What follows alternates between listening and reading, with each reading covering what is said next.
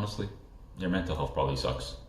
And this is hard to hear for a lot of people. And the main cause of your mental health being really bad, or like even unnoticeably bad, some people don't notice it. Like, it doesn't come to your mind that your mental health is quite shit.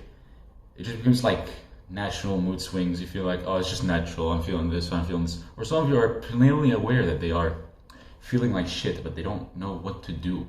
Right? It's a cycle. It's a very cancerous cycle. You know, it takes over most parts of your life.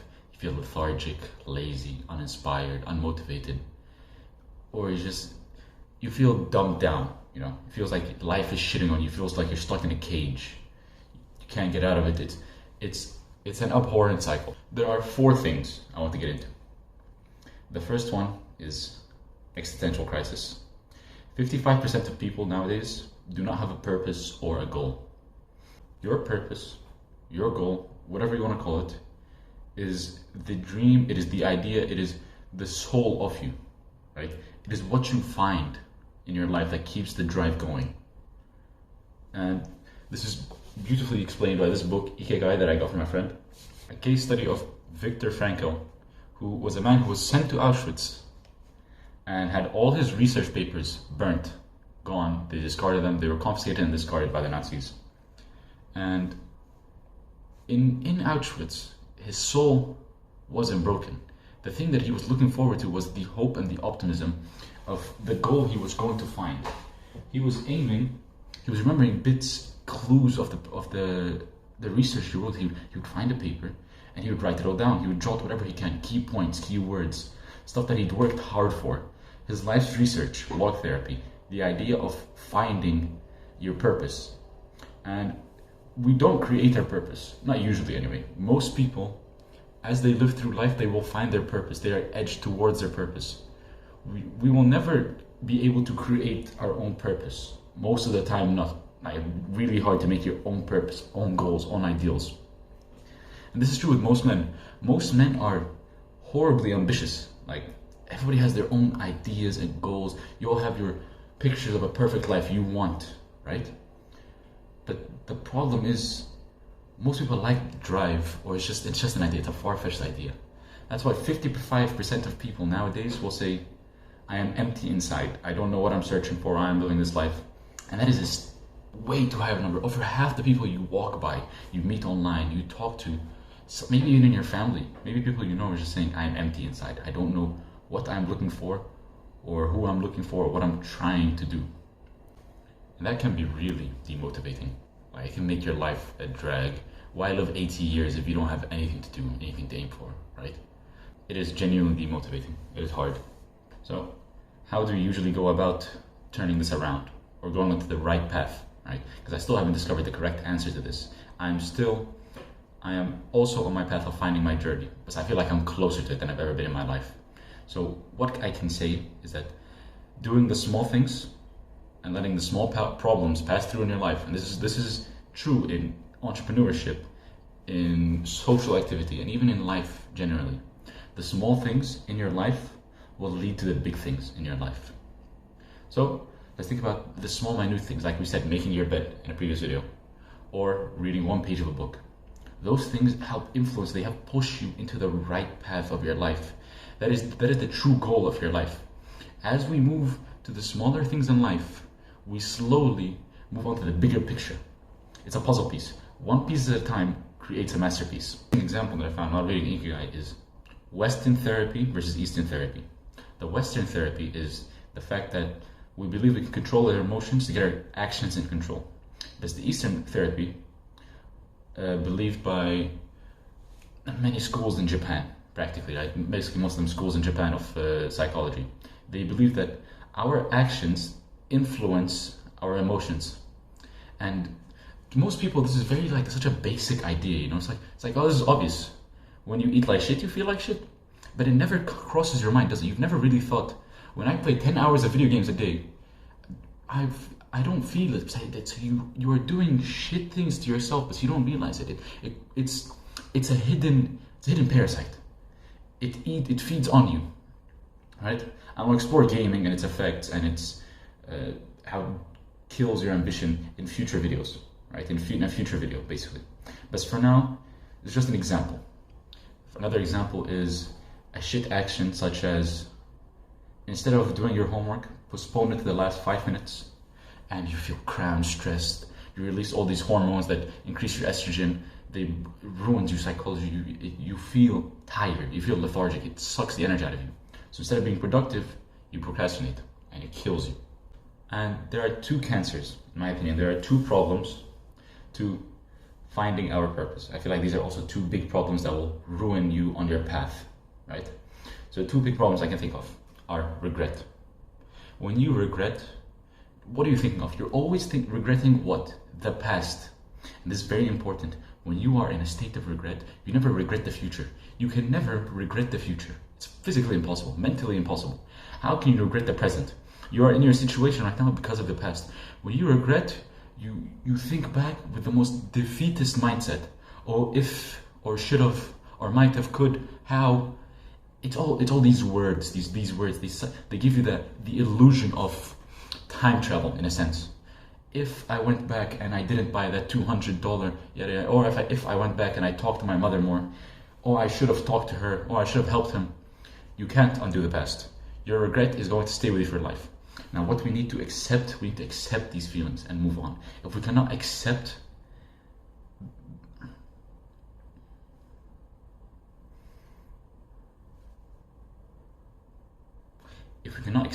that these things are stuck in nature now, we cannot change them, we will always look back on the past with a horrible mindset. How we should look back in the past is with a grateful mindset. I'm grateful I did all these things that I learned from them. I'm grateful that I talked to this guy and he did this for me. I'm grateful that I spent some time with my mother. It's not that you shouldn't be thinking sadly your mother has passed away. It's not if or should have talked to her. It's I'm grateful I spent some time with her. Right? You can't go into the past and speak more to her now. She's sadly gone. But what you can do is you can say, I'm grateful that I spent that day with her. I'm grateful I spent those 5 hours with her. I'm grateful I spent those 10 hours with a friend. We have to look back with it. We have to look back with an optimistic, hopeful mindset. That is the beauty of overcoming regret and making it into gratitude. And the second thing is the idea of fear of rejection, failure, or mostly perfectionism. And I believe being a perfectionist is another word for being a coward. Being a perfectionist is being horribly terrified of rejection and failure. In reality, you can fail 1,000 times, but you only need to succeed once. And this is true in many aspects of your life. You can try to go to the gym 1,000 times, but you only need to get hooked on once. You can fail at business, fail at entrepreneurship 1,000 fucking times. 1,000 times you fail, lose money, fail, lose time. But you succeed once, you can set generations of your family up for lifetimes. That is the beauty of it.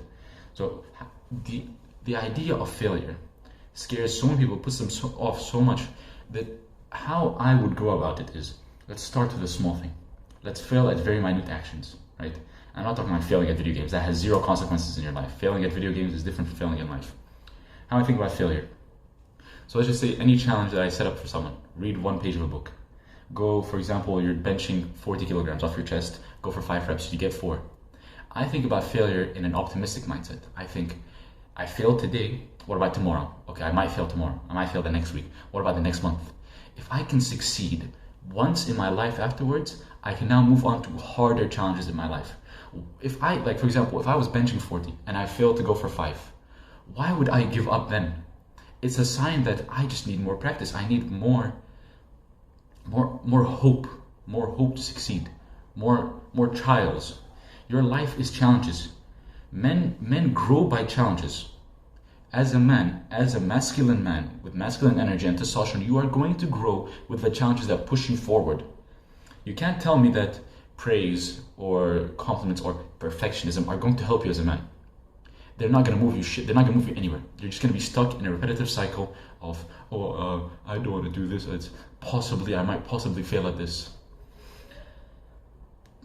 It's a fucking disappointing mindset to have. Why would you limit yourself like this? Why would you kill yourself like this? This is effectively suicide. And suicide is a coward's way out. Now, the second thing I want to speak about is depression. Depression, unless you are medically diagnosed by a doctor, and I don't mean like given antidepressants. I'm talking like you have genuine hormonal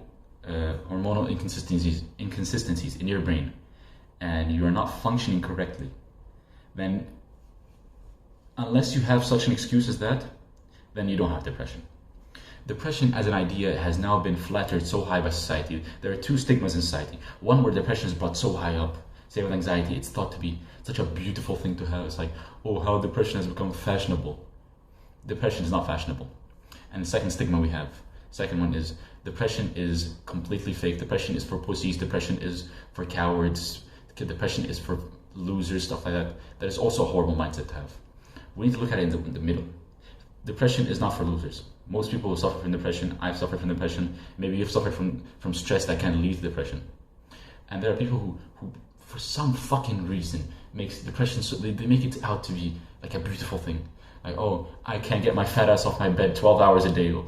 Look at me, bro. Look at me. Look at me. It's completely fucking appalling. Both sides of these people, these extremists, both sides of this argument should be fucking ashamed. The case with depression is that we always treat symptoms. And this is true for everything. As a society, why do we treat symptoms? Let's think about this. You have depression. Let's say stress leads you to having some sort of depression, right? Now this depression will lead you to eating more, creating bad eating disorders, or it can make you feel lethargic, make you feel mood swings, being really fucking down and sad, and you feel horrible. You feel like you want to cry, right? You feel tired all the time. You go to a doctor, they give you antidepressant pills. Do you genuinely think by treating a symptom of depression, you get to treat depression? Fuck no. When you look at the cause issue of depression, right? For example, in this case, it was stress, overstress by being in a bad environment, or by being with bad people, or just being genuinely unlucky in life. Do you think by treating the sadness, you treat depression? No, you treat a symptom. We don't treat symptoms. In my channel, we don't fucking treat symptoms. We treat problems. We treat the root issue. So how do we go about identifying depression?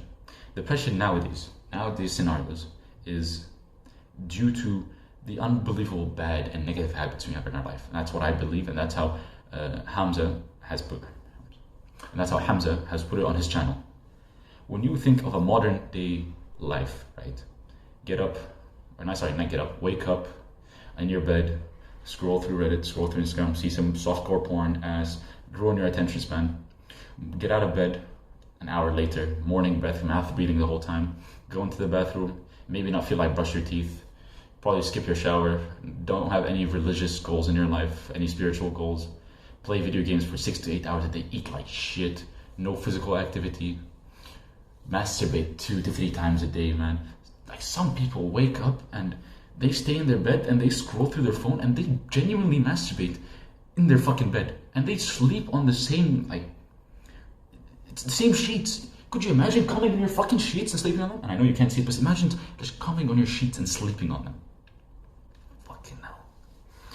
What a horrible life.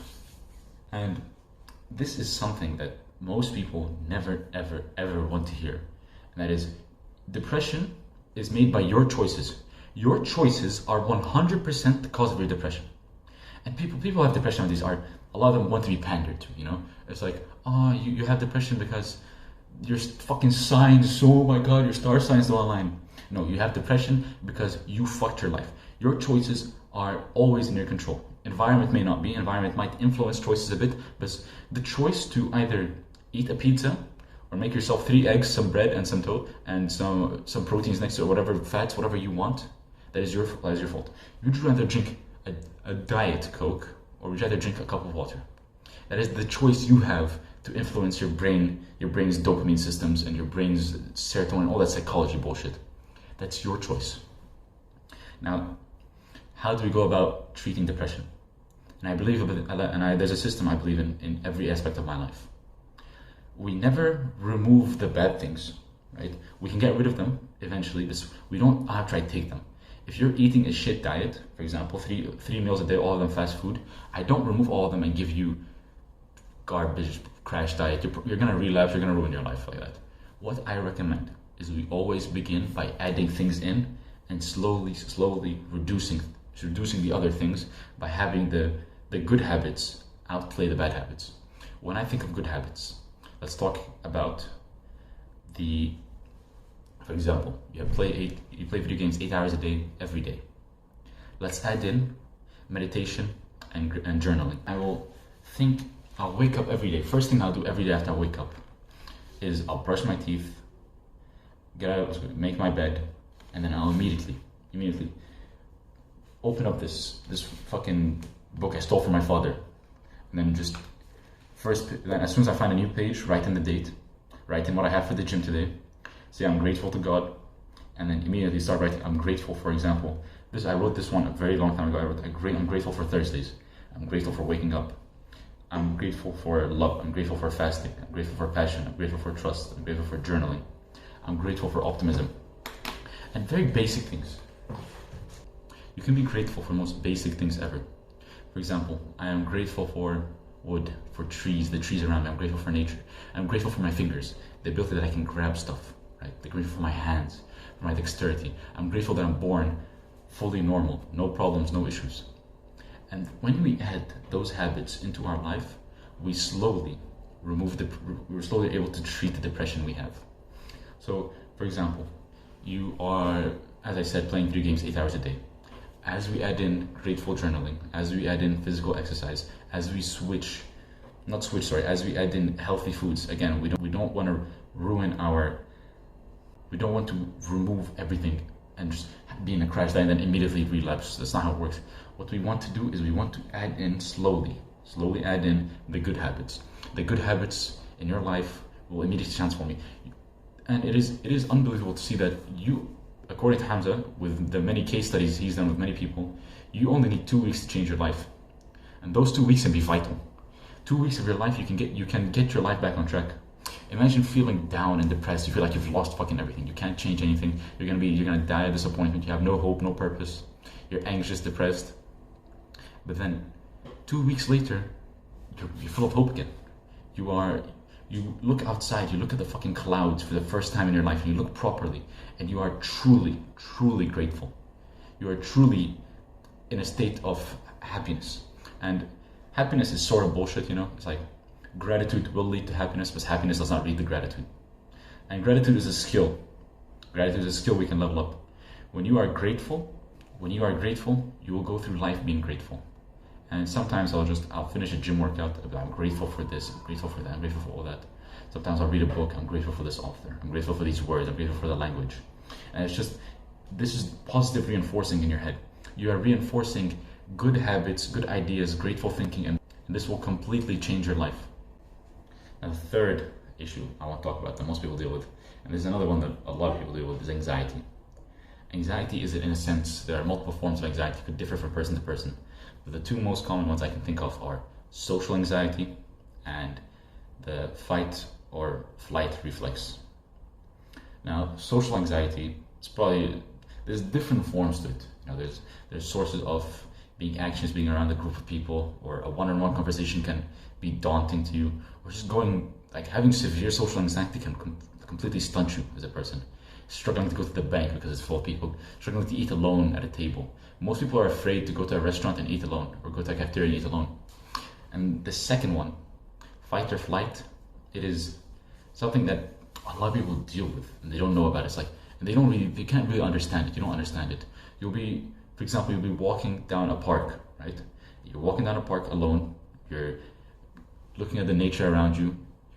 You're fully focused on the nature around you, and then you'll see a group of 5 or 6 people, all of them around the same age, maybe a bit older, maybe a bit younger than you, all walk by you, and in your head it will kick in, your brain will kick in. You'll be like, these people are coming next to me, these people are good, they might do something to me, and you're fully afraid of these random people you've met and you probably will never see again in your life, in a fully daylight situation. Now imagine this in other horrible, 10 times worse situations. You're walking down the street at night and you see another person walk down the same road as you, same pavement. You will genuinely, your brain will kick into fight or flight. It will release all these hormones. It will try to fucking survive. That's the main goal. And as it does this, the brain will have nutrients from the other organs, other muscles in your body. And it will focus on, should we run away? Should we do this? Should we do this? Your breathing will become unstable. Your eyes will start looking around you, dilate. you'll sweat. And then as the person walks by you, because I mean, he doesn't fucking care. He's trying to get home as well, you're trying to get home. It subsides. It's your body has gone through a horribly stressful situation. Now, when you truly realize that, and this is common for a lot of people, and of course there are other types of anxiety, but these are two things I'm going to focus on. These two types of anxiety, basically. And the main reason people have anxiety, depression is felt by people who have bad habits in their life. Lack of purpose can also be from the cage in your life, the lack of goals, the lack of ambitions, and the feelings of also bad habits, right? But anxiety is usually related to some sort of traumatic or past experience. Might not even in the sense of traumatic, but sense of it had an effect on you. Somebody who was bullied as a child will completely feel the fight or flight anxiety that I was talking about. If you are bullied or abused as a child, and when you grow up, it will imprint in your mind. Your brain will try to fucking survive in every situation it is in. Think about a child who was beat basically daily, who was scared whenever he got home. As he becomes an adult, this shit doesn't leave you. It doesn't magically get cured like this. It stays with you, and it can mess you up. And I've never had any anxiety personally. I've had some limited case of anxiety. The way that we treat anxiety, and as according to Hamza again, is that we have gratitude journaling, again, the idea of being grateful, but this time we have mindfulness. Mindfulness is meditation. When we meditate and we are mindful, completely present in the situation, this is the most beautiful feeling you can ever feel in your entire life. Mindfulness and being totally present in a situation in life, it is a skill. And this is a skill that will carry with us to the rest of our fucking lives. Why does being mindful matter? You know, like you think about why does being mindful and being present really matter? Meditation, besides mindfulness and presence, has an incredible amount of benefits that we can get into in another video. But for now, being mindful will put you at ease in common situations, in your own home. It will rest your barraged mind. Your mind thinks of 50 to 70,000 thoughts a day. As you meditate, you are in control of your emotions, right? It will help relax and put you in a state of peace. You know, there are cases of monks who will live in a cave for years on end, where all they do is just sit down and meditate, and they get away from the fast-paced life of the city, of, for example, and they get away from the fast-paced life of cities, phones, all that shit that just completely ruins your mind. And they sit in a cave and they meditate for years. Somebody brings them food and water, and they just sit there and they're fully, just hours in a day, they meditate. They are present, they are grateful, they are hopeful. And they just sit there and they just think, they focus, it just stays with them. Now, the fourth point is going to be the shortest point because I do not have any experience with dealing with any of this, especially with trauma. This is this. Now, the fourth point, and this one is trauma, and I have very little experience in dealing with trauma / PTSD, or however we want to call it, because I've never had to experience such a horrible thing, right? A child who's abused has trauma. A man who's been to war has trauma. A wife that's been beaten has trauma. Children that have been beaten have trauma. And trauma, unlike depression and anxiety, will live with you for a large majority, if not all of your lifetime. Trauma or PTSD is something that you can never truly escape, in a sense. You can always mitigate it. You can always help. You can always try to reduce the side effects, but that's just treating symptoms, like we said. To treat the root cause of trauma, it is hard. Therapy, in a therapy, you're babied down, especially in psychoanalysis therapy. You sit down, they talk to you, they don't talk to you about anything spiritual. They just sit there and talk to you, and they just ask you questions about yourself, about your actions, and it just feels like you're being interrogated. So the the best ways to treat trauma, in my from what I've heard, is to treat what comes of trauma. We can't truly treat trauma in a sense. We can always mitigate it a bit, but we can always treat what comes off trauma. And trauma can lead to anxiety, especially like deep fear of flight anxiety. So we can't treat anxiety. We can limit or completely remove depression. But treating trauma itself, it is hard and it will take time. Now, this is another comfort challenge I have for you all to get out of your comfort zone. And this one is to meditate. Simply get your phone, put on a timer for 1 minute, and sit down there and just breathe in for a minute. Just breathe out. And you can do this for an entire minute. Just focus on your breathing.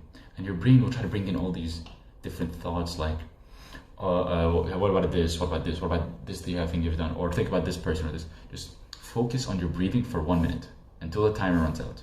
After this, eventually move on to 2 minutes, 3 minutes, 5 minutes, 10 minutes, 20 minutes, whatever you feel like. I usually stay at 2 sessions a day of meditation, 15 minutes, 15 minutes. Meditate for a total of 30 minutes a day. And this has tremendously helped me. Meditation can literally improve your social skills. It can improve your mindfulness of the situation. It can make you present. You're fully present when you talk to someone. Most people nowadays are not present. Their eyes are darting around like this. When you are truly present as you talk to someone, they will realize it. They will realize they have your undivided attention. And it's a privilege to them. So this is a skill we want to level up for the entirety of our life. We want to be 70 years old meditating. So for now, just sit on your bed for 1 minute at least, and until the timer runs out. And all you need is at least one 10-minute session in your day. Eventually you'll move up to this. But for now, 1 minute, breathe in, breathe out, focus on your thoughts. And do not be afraid if you completely fail 1 minute. Because meditation, it will be hard with our modern social standards and infrastructure and all that shit, with all the media that's been poisoning our brains for years. It will be hard to meditate for a minute. Maybe 3 minutes is hard for you. So it is a challenge, but again, it is a comfort challenge. We're trying to move out of our comfort zone. We're trying to improve. So take this as an opportunity. Take care.